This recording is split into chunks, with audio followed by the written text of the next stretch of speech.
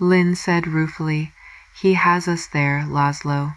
It was on the basis of that material, Breckenridge went on, that I suggested this particular line of investigation. It is reasonably certain that in copying off the electromagnetic pattern of a specific human mind into a specific positronic brain, a perfectly exact duplicate cannot be made. For one thing, the most complicated positronic brain small enough to fit into a human-sized skull is hundreds of times less complex than the human brain.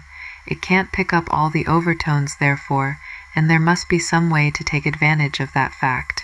Laszlo looked impressed despite himself, and Lynn smiled grimly. It was easy to resent Breckenridge and the coming intrusion of several hundred scientists of non-robotic specialties, but the problem itself was an intriguing one. There was that consolation, at least.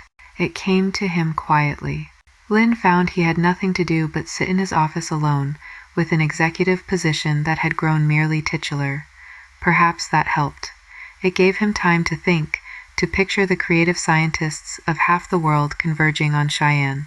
It was Breckenridge who, with cool efficiency, was handling the details of preparation. There had been a kind of confidence in the way he said, "Let's get together, and we'll lick them. Let's get together."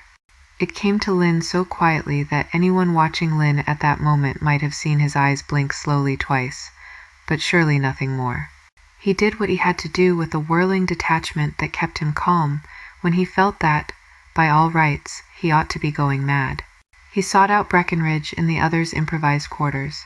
Breckenridge was alone and frowning. "Is anything wrong, sir?" Lynn said wearily. "Everything's right, I think. I've invoked martial law." "What?" "As chief of a division, I can do so if I am of the opinion the situation warrants it. Over my division, I can then be dictator. Chalk up one for the beauties of decentralization." "You will rescind that order immediately." Breckenridge took a step forward. "When Washington hears this, you will be ruined." "I'm ruined anyway.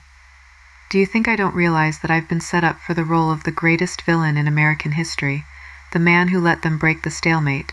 I have nothing to lose, and perhaps a great deal to gain.